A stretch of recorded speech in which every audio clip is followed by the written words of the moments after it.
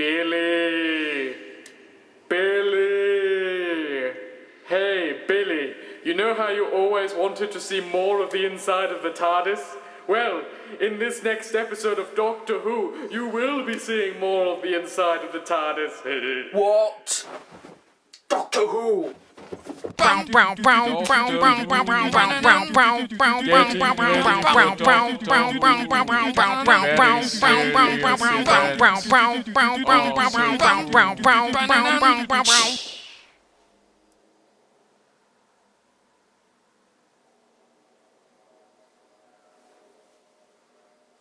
Still got another few hours to go. Is it just me that does this? Please tell me it's not just me that does this.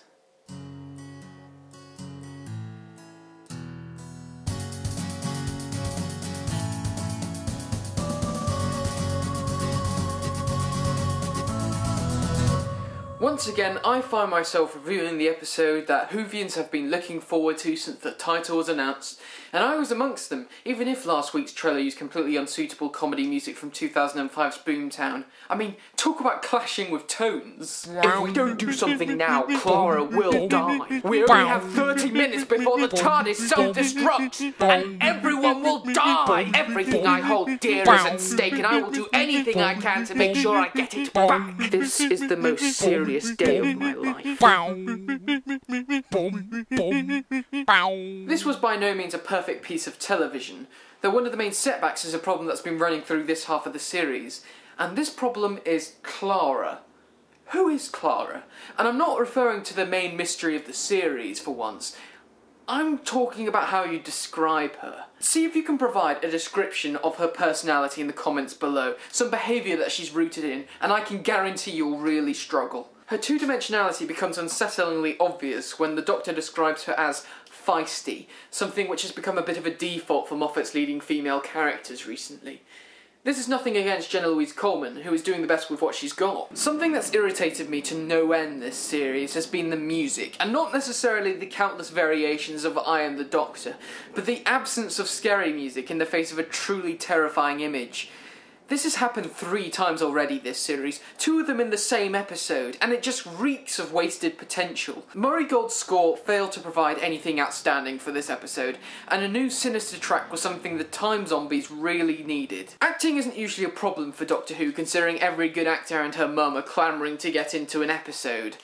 So why is it that here, certain members of the supporting cast, okay, maybe one member of the supporting cast, comes across as a bit, wooden? Go get me some food. Seriously, was this guy friends with one of the producers or something? Because there is no way he could have gotten into this episode through conventional means of auditioning. I'm still trying to figure out what character progression took place in this episode. Does the Doctor remember what happened? Does anyone remember what happened? If not, then what was the point? And if Clara found the Doctor's name in that Time Warp book, it wasn't very clear and held no reverence in the greatest mystery of the show. I mean, seriously, that is a mistake worthy of the early 1980s. What else can I say? 0 out of 10. The assembled hordes of Genghis Khan can get through these doors, and believe me, they've tried. Fantastic. Have a fantastic life. Lots of planets ever know. I'm the Doctor. Run! Run! 10. Eccleston's voice. 10. So, one thing's for sure, this episode was very nicely written. I'm so glad they gave Steve Thompson a second chance after the dull Curse of the Black Spot, because this episode more than makes up for it. He's already proved himself to be a good writer after his work on the Sherlock Series 2 finale, which incidentally was one of the greatest pieces of television this century. But writing for Doctor Who requires a specialist understanding for the show, something that a lot of brilliant writers unfortunately lack. Not here with Thompson though, luckily enough. I was a bit unsure about the Time Zombies at first, with the blurs at first appearing to be just some stylistic decision to cover up costume faults. But once their identities are realised, it becomes clear why the blurs are there, no pun intended, and you can just sit back and enjoy them for what they are.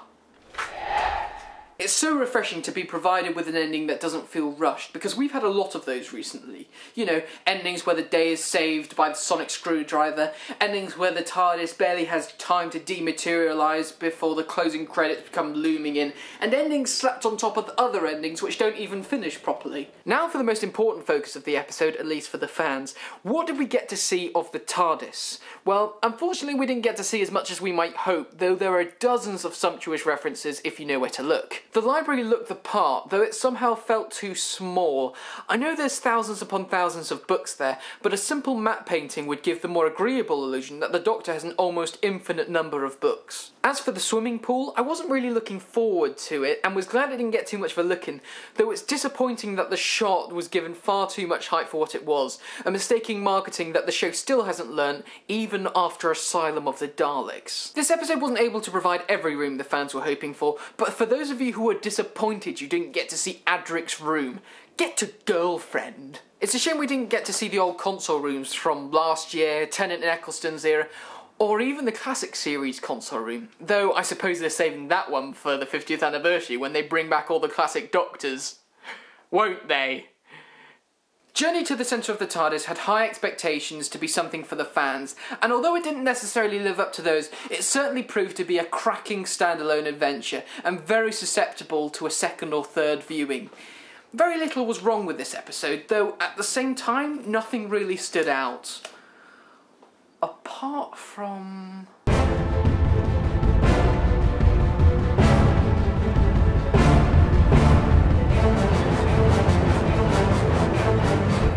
This series obviously has those elements, but I don't want the day to be saved by a leaf, or the world not getting blown up because the warriors can be reasoned with, or finding out that the aliens you thought were scary are actually just loved up and gooey inside.